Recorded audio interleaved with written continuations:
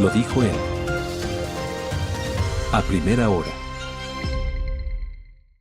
Muy bien, 7:16. Saludamos a Luisa González, presidente de Revolución Ciudadana, que visita nuestra mesa de trabajo. ¿Cómo le va, Luisa? Bienvenida, buen día. Buen día, un gusto estar aquí con ustedes. Un saludo a todos los que nos están mirando, conectados en este momento. Gracias a usted por la gentileza de acompañarnos. A ver, RC se inscribió, se registró ante el Consejo Nacional Electoral para hacer campaña por el no en varias de las preguntas. Me parece que en la de la constituyente no fueron calificados, ¿no? Corrígame si estoy En la de la equivocado. constituyente, que es consulta popular, estamos ¿En esa calificados. ¿Es la única? Y estamos, es que esto es muy gracioso. Es que no les calificaron en todos, por eso me pregunto. Al más puro estilo del CNE, ¿no? Los mismos requisitos para consulta, los mismos requisitos para ir al referéndum, y nos califican en la consulta, que es lo de la constituyente, y nos califican en la tercera pregunta del referéndum, pero nos llegan la 1 y la 2, diciendo que no cumplimos los O requisitos. sea, en el tema de bases militares y en el tema del retiro del financiamiento de Así las es. organizaciones políticas, ustedes no están No calificados. estamos calificados. Ahora, en esas dos que están calificados, la de la consulta sobre la Asamblea Constituyente y la pregunta vinculada a la reducción del número de asambleístas, ¿están ustedes calificados? Me da la impresión de que no están haciendo campaña. O sí, al menos hablo de lo que veo. No veo que estén haciendo campaña. Estamos pronunciándonos por el no, obviamente, dentro de lo que nos compete legalmente, porque ¿qué es lo que yo creo realmente? El CNE buscó una manera de dejar una puerta a poder poner sanciones para desaparecer posiblemente a la RC o para bloquear políticamente a Luisa González o a los diferentes actores políticos de la Revolución Ciudadana. Por eso, siendo los mismos requisitos presentados, no nos califican en la pregunta 1 y 2 del referéndum. Estamos haciendo campaña ciudadana, estamos haciendo campaña desde nuestros territorios, nuestros asambleístas que han pedido licencia, nuestros compañeros directores provinciales. Yo misma estoy en los medios de comunicación también haciendo reflexionar a la gente. Creo que más allá de hacer una campaña por el sí, por el no, en este momento a los ciudadanos hay que hablarles de una forma distinta. Primero, vote por el partido político que usted quiera. Usted quiere ser de izquierda, de derecha, perfecto. Pero aquí hay que analizar qué es lo que nos están pidiendo votar. Nos están diciendo vamos a una asamblea constituyente porque es la Constitución de la República la que no nos permite combatir a la violencia, a la delincuencia, a la corrupción. Falso. Vimos en las protestas de octubre que se movilizaron los convoys, quitaron internet a ciudades, a comunidades enteras, militarizaron, entraron a domicilios, sacaron a población desarmada, mataron gente, reprimieron con fuerza. Hagan lo mismo en Monte Sinaí, en La Bota, en Durán. ¿Por qué no lo hacen? Exactamente lo mismo. Entonces no es la Constitución. Además, si a aquellas personas que dicen esto les preguntamos, díganme, ¿qué artículo de la Constitución es el que impide darle seguridad al Estado? ¿O qué artículo de la Constitución está protegiendo a delincuentes? No le van a decir ninguno, porque es mentira. No es más que una narrativa para convencernos de ir a una asamblea constituyente donde sí van a quitar lo que realmente le estorba a este gobierno. Usted no está de acuerdo con una constituyente. No estoy de acuerdo y de hecho lo expresamos y lo firmamos así en el acuerdo de Tixán en la segunda vuelta de mi campaña electoral, buscando la presidencia de la República. Hicimos un acuerdo con varias agrupaciones políticas, organizaciones sociales, y dentro de los 25 puntos del acuerdo de Tixán, nosotros dijimos que no íbamos a ir a una asamblea. ¿Sabe por qué le Pero pregunto no, esto? Perdón, Andrés, solamente esto.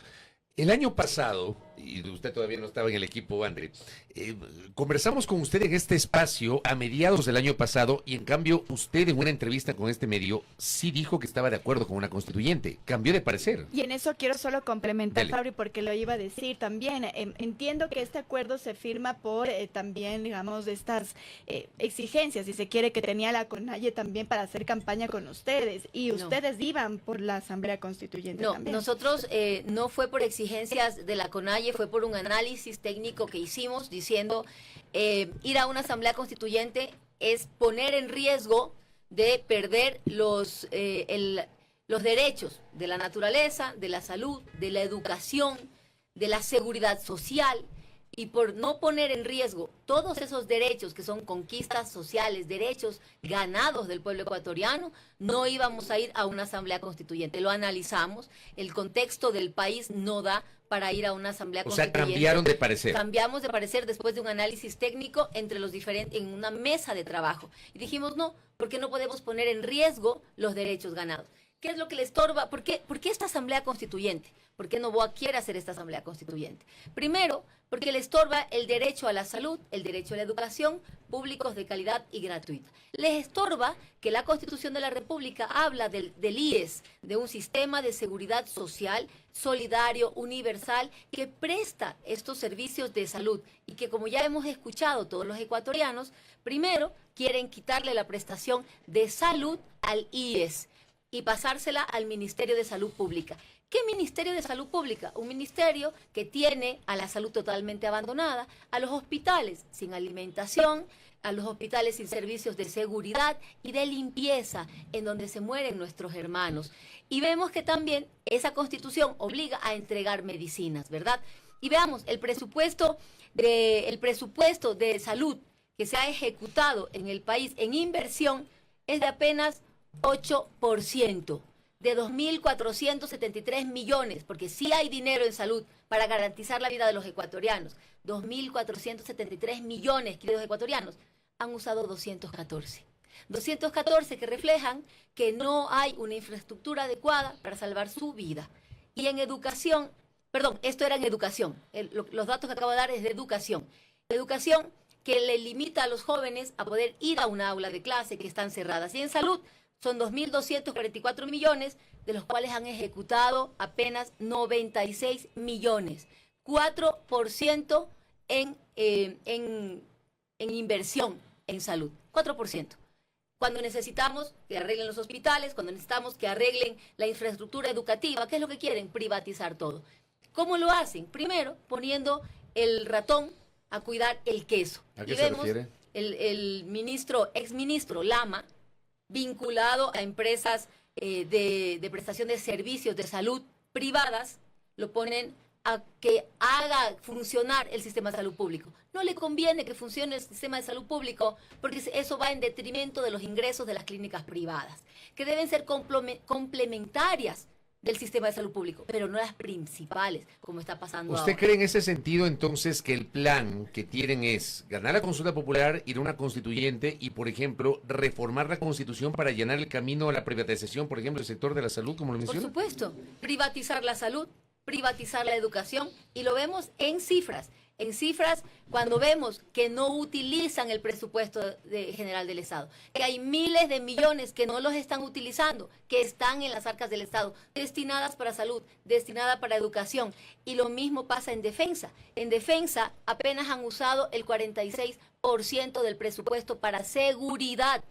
Tampoco al gobierno le conviene dar la seguridad al Estado. ¿Por qué? Porque el miedo y la violencia le es funcional a su forma de gobernar. Cada vez que quiere poner un estado de excepción, cada vez que quiere poner una ley que beneficia a ellos mismos o cumplir con los pedidos del Fondo Monetario Internacional, dice, esto es para garantizar la seguridad. Pero usted dice que le es funcional. ¿Funcional para qué? ¿Qué busca el gobierno según usted? Mantener a una población sumisa, empobrecida, asustada, para poder ser más fácil de manipular. Vemos algo. A ver, con pretexto de la seguridad, Daniel Noboa nos subió 3 puntos al IVA. 3 puntos al IVA por seguridad, supuestamente, pero era para cumplir con el Fondo Monetario Internacional. De esos 3 puntos del IVA que subió, ¿dónde están los recursos destinados a seguridad? Si usted y yo viajamos por el Ecuador, vemos que las UPCs están cerradas, que los policías siguen andando en vehículos que tienen que empujarlos, que no hay un equipamiento adecuado, que no hay una reorganización de la policía por territorio, que cuando las alcaldías piden los efectivos policiales para dar seguridad a los diferentes pueblos que están sumidos en violencia, le dicen a las alcaldías, pero usted déles el vehículo, usted déles la alimentación, usted déle de dónde dormir. Es decir, de los 3 puntos que se subieron al IVA, nunca fueron para seguridad, pero usaron el pretexto de la violencia. Hoy quieren cambiar la Constitución usando el pretexto de la violencia. Y el señor Noboa tendrá que responder ante la justicia por qué hizo con esos 3 puntos adicionales al IVA que subió y que no están siendo ¿A qué implementados se refiere, en mejorar a la qué se seguridad refiere del que tiene Estado. que responder ante la justicia? Aquí hay un caso que ya sentó un precedente. Jorge Glass fue sentenciado por el uso de los recursos del Fondo de Reconstrucción, del Fondo de Solidaridad de la Reconstrucción, donde era una ley que era una ley de reactivación económica y reconstrucción. Las dos cosas podían hacerse con esa ley. Esos recursos fueron destinados a obras que todos los manavitas las podemos palpar y los esmeraldeños también. Luego, a Jorge Glass le dicen, él incidió sobre el destino de esos recursos. Y por eso hoy día Jorge Glass está preso. Ok, si vamos a tomar esto como un antecedente jurídico, entonces estamos hablando de que Daniel Noboa es responsable por el destino de los 3 puntos que se aumentó al IVA y los recursos. ¿A dónde están siendo destinados? Se le preguntó en la Asamblea Nacional al ministro Reinberg y al comandante general de la Policía Nacional, ¿cuánto dinero han utilizado de los 3 puntos que se aumentaron al IVA? Ambos, tanto el ministro del Interior como el comandante general de Policía Nacional dijeron no sé. ¿Qué significa ese no sé? Que no hay un plan, que no hay una estrategia, que no hay un qué voy a hacer, con cuánto dinero, en qué tiempo, qué voy a obtener de resultados. No hay un plan. El dinero de los 3 puntos del IVA, del cual es responsable Daniel Noboa, no ha sido utilizado. Y si vamos para la seguridad del Estado, y si vamos a eso, tomando como antecedente judicial lo que le hicieron a Jorge Glass, entonces Daniel Noboa debería estar hoy día procesado por el destino de esos recursos. Y hablando Los de que Jorge deberían Glass, responder son los ministros, pues no el presidente. no, el presidente de la República es el que destina y aprueba el presupuesto a cada uno mediante una mesa de trabajo. Espero que se haya aceptado trabajar con todos los ministros. Pero los que ejecutan no son los ministros. Pero ¿dónde está el destino de ese recurso? Hacia cada ministerio. Ni siquiera lo saben. La ejecución ya es otra cosa. Pero además, como presidente de la República, él tiene que vigilar la ejecución de cada uno de sus ministerios. Y como vemos aquí, en asuntos internos que es la seguridad del Estado, queridos ecuatorianos, esto ya, olvídese de partidos políticos, esto ya es de razonarlo nomás con conciencia y con corazón de patria. Asuntos internos, que es seguridad y Policía Nacional. De 195 millones de presupuesto, 46 han usado. Apenas el 23%, cuando nosotros sufrimos la violencia en las calles. Es decir, al gobierno no le interesa. Y también quiero referirme a Jorge Glass. Estamos a puertas de una campaña electoral.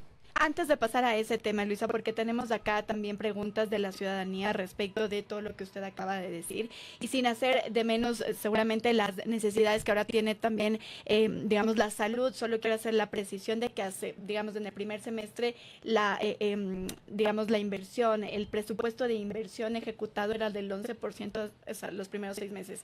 Como digo, no quiero hacer de menos, pero solo para precisar un poco esas cifras que tenemos ahí.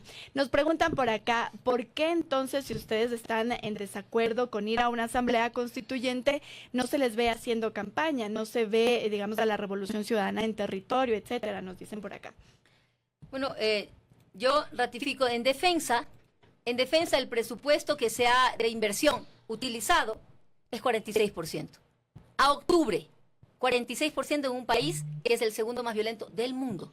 Debería estar prácticamente el 100% y requiriendo más recursos.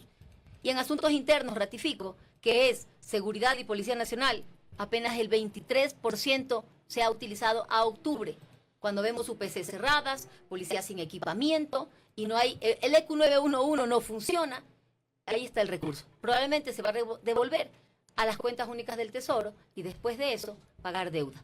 En cuanto a la campaña, sí, nosotros estamos por el no. Estoy aquí exactamente para llamar a la población a una reflexión. ¿Por qué no se los ha visto en territorio? Por acá nos dicen, parecería ser que en realidad sí quieren asamblea constituyente. No. Bueno, las apreciaciones de las personas pueden ser distintas, las respeto. O sea, la totalmente. apreciación de muchos es que ustedes sí quieren en el fondo constituyente. No queremos una asamblea constituyente, por algo estoy yo aquí hoy día llamando a la reflexión a los ciudadanos, por algo he estado también ayer en Teleamazonas dando el criterio para que la gente reaccione. Pero si llegase a ganar el domingo el sí y la elección de asambleístas constituyentes es inminente, ustedes van a participar e intentar llegar a la constituyente. Pero por supuesto, que estar hoy día... ¿No hay un contrasentido entre lo uno y lo otro, Luisa? No hay un contrasentido cuando tú defiendes a la población.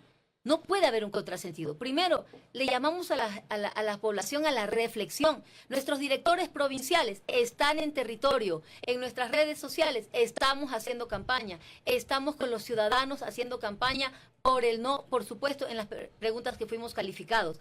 Pero luego de eso, la reflexión de los ecuatorianos, cambiar la Constitución, es para repartirse nuestros recursos naturales, como lo están haciendo con la minería en Azuay. Es para quitarnos el derecho a la salud y a la educación pública de calidad y gratuita. Es para quitarnos el derecho a tener unas Galápagos maravillosas y poner ahí una base militar extranjera que va a servir como un espacio geopolítico para la guerra que pueda estarse planteando un señor como Trump frente a otros poderes hegemónicos en el mundo. Y nos introducen a Ecuador, que es un país de paz, a conflictos bélicos internacionales. Y lo último, el IES. El IES que sí funciona cuando se lo sabe administrar y cuando no pones al dueño de las clínicas privadas a manejar el IES, donde ya vemos que hay serios casos de corrupción del señor Lama. Cuando defendemos todo esto es que decimos no a la consulta, no a la constituyente. Pero si hay constituyente, Pero ustedes van a participar. Si hay constituyente, por supuesto que tenemos la obligación ciudadana, moral y como organización política de participar. Le insisto, no hay una contradicción, entre oponerse a la constituyente, pero si hay ir a la constituyente. Quieren que la gente piense, ay no, ahí hay una incoherencia, es una contradicción. No, señores, vamos a pelear en el campo de batalla que nos corresponda por 18 millones de ecuatorianos. Usted diría... Y si nosotros vemos que se pierde y que vamos a ir a una constituyente, vamos a defender al pueblo ecuatoriano. Estaremos en el lugar que nos corresponda para defender al pueblo ecuatoriano. Y si me toca ir como asambleísta constituyente, pues lo analizaremos más adelante, pero si tengo que ir, iré a una asamblea constituyente. ¿Qué otros cuadros más se analizan para una posible asamblea constituyente? Tenemos varios compañeros que podrían estar allí, pero también estamos viendo nuevos cuadros, nuevos militantes de la Revolución Ciudadana que ingresen a este ejercicio, gente muy capaz que pueda ir a pelear por los derechos del pueblo ecuatoriano, hacer propuestas para mejorar, sí, pero garantizando la salud, la educación, la seguridad, el derecho de la naturaleza, nuestros derechos como ecuatorianos. Si ustedes llegasen a ser mayoría en una eventual asamblea constituyente, ¿ustedes manejarían la tesis de que la asamblea se autoproclame de plenos poderes? Bueno, eso habrá que verlo más adelante. ¿Pero está en el radar de ustedes pero o no? No está en el radar, pero hay temas que hay que analizarlos más adelante también sobre cómo habría que llevar una asamblea constituyente conforme a justicia, a derecho y a la ley, que es como actúa la Revolución Ciudadana. Ahora sí, Luisa, su opinión respecto de Jorge Glass, lo que ha ocurrido el día de ayer. Yo como presidenta de la Revolución Ciudadana, es fundamental referirme al tema de Jorge Glass, ¿no? Es la carne de cañón que han utilizado. El gobierno es el blanco de todos sus actos maquiavélicos, protervos.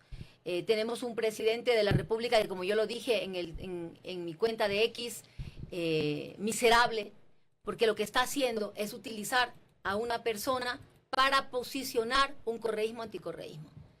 Seguramente ha visto los números, ha visto el rechazo que tiene de la población, que la población se moviliza por el no. ¿Y qué busca ahora? Manipularle a usted, querido ecuatoriano, manipularle a usted que aún no decide su voto y decirle, mira, esto es correísmo, anticorreísmo. No, señores, esto no es correísmo, anticorreísmo. Y lo demostramos en la consulta popular del 2024. Aquí los ciudadanos tienen que reflexionar por sus derechos. En esa consulta le dijimos no al trabajo por horas y no al arbitraje internacional. Las demás preguntas se las aprobó, pero esas, los ciudadanos, independientemente del partido político, dijeron no. En este caso, ¿qué es lo que busca Daniel Noboa? Polarizar. Que si usted es anticorreísta, como él ha movido de sitio a Jorge Glass, usted vote por él sí. Y si usted es correísta, vote por él no. Aquí no se trata de correísmo o anticorreísmo. Usted puede ser del partido político que usted quiera. Aquí hay que votar por nuestros derechos. Y están utilizando a un hombre que ha sido perseguido político, que debió salir libre y que se inventan casos y casos para no dejarlo salir libre o darle la extradición solamente para hacer campaña política. Yo, más allá de la postura política, yo les invito a ustedes, ecuatorianos, a reflexionar. ¿Les parece que esta tiene que ser la actitud y la forma de gobernar de un presidente de la República? ¿Les parece que esta es la manera en la que se debe actuar cuando tú pretendes gobernar un país que es el segundo más violento del mundo, que casi el 70% de la población está entre desempleo y subempleo, que la gente se nos muere porque no hay atención en salud, y lo que hacen es sembrar odio, y desde ese odio usan a Jorge Glass como una figura para ponernos pueblo contra pueblo, llamarles a la reflexión? Y sí, creo realmente que estamos gobernados por un psicópata. Luisa. Es terrible la actitud de quien debe ser un estadista, un gobernante, pero vemos que es lo peor Pero en de un la primer política momento, ecuatoriana. a ese presidente al que usted le califica de esta manera, ustedes le apoyaron con la aprobación de 5 proyectos de ley entre 2023, diciembre del 2023 y marzo del 2024, ¿no? Porque yo cumplo mi palabra, porque yo no soy mentirosa como Daniel Noboa. El día que Daniel Noboa ganó la presidencia de la República, yo salí públicamente y dije, vamos a apoyarle en todas las propuestas que sean dar seguridad al Ecuador, generar empleo y que cumpla con subirle la pensión jubilar a los jubilados, a nuestros adultos mayores, a nuestros abuelitos, al salario mínimo vital, que fue la oferta, que cumpla con subir al 10% el presupuesto de salud en referencia al PIB, que cumpla con los jóvenes, que cumpla con todas sus ofertas de campaña, como bajar el precio de los combustibles y no quitar el subsidio. ¿Ese apoyo al se diésel. acabó el 5 de abril del año pasado con el asalto a la Embajada de México? Ese apoyo yo se lo ofrecí y le dije que toda nuestra militancia y nuestra bancada se iba a alinear a sacar adelante al Ecuador. Y así lo cumplí. Tal cual ofrecí al pueblo ecuatoriano y tal cual se lo dije a Daniel Noboa. Cumplí mi palabra, cada una de ellas. Cuando vimos que lo que estaba haciendo Daniel Noboa era crear más violencia, más inseguridad, nunca le dio la pensión jubilar a un salario mínimo vital a los jubilados del IES, ahora pretende más bien quitar la salud, ha hecho todo lo contrario, dijo que no iba a incrementar el IVA, lo incrementó, dijo que no iba a quitar subsidios, los quitó, dijo que iba a bajar el precio de los combustibles, los subió. Ha hecho absolutamente todo lo contrario de lo que él ofreció. Pero es cuando asaltan embajadas, cuando se rompe no, nosotros el acuerdo. Nosotros rompimos el acuerdo cuando él incrementó el IVA. Cuando él subió el IVA, nosotros dimos propuestas diferentes para poder mejorar los ingresos del Estado. Se mantuvo en el aumento del IVA y dijimos, esto no va a solucionar la seguridad. Y es verdad, somos el segundo país más violento del mundo. Y además este es el año más violento de la historia del Ecuador. Luisa, en honor al tiempo, solamente quedó, creo que en el aire, una pregunta que le hizo Andrea. Usted en algunos medios había dicho que sí va a ser candidata. ¿Sería candidata nacional o sería candidata provincial por Manabí? ¿Cuál es la idea ahí?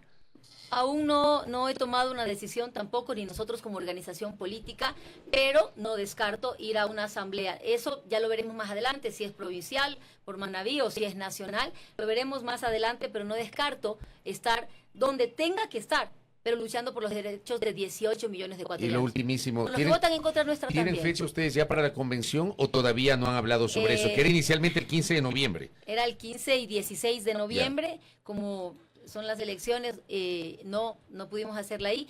He pedido a la comisión organizadora que sea máximo mediados de enero la convención. ¿Y el candidato será Felipe Vega de la Cuadra? Es uno de nuestros candidatos, es un compañero. ¿Es uno o el candidato? Hay varios nombres. Aún no se ha postulado nadie más. El único que se ha postulado y que ha dicho quiero ir a la presidencia de la Revolución Ciudadana es Felipe. ¿Y tiene su apoyo? Tiene mi total apoyo, él lo sabe, cuenta con mi cariño, mi aprecio. ¿Y el apoyo de Rafael Correa también? Entiendo que sí, que también el presidente Correa tiene mucho aprecio por Felipe. Y él dijo, quiero candidatizarme, pues adelante Felipe, y por mi parte, pues le he dicho, cuentas con todo mi apoyo. Igual usted seguirá en la Revolución Ciudadana, Luis. Siempre. Seguiré en esta familia de la Revolución Ciudadana, seguiré haciendo el trabajo de territorio, seguiré fortaleciendo la estructura desde los espacios que me correspondan. Luisa, gracias por el tiempo, muy Gracias amable. a ustedes. Luisa González, presidenta de Revolución Ciudadana y ex candidata presidencial, con su visión respecto de la consulta y el referéndum del próximo domingo y por supuesto los temas políticos. Primera plana. Todas las noticias, todas las voces.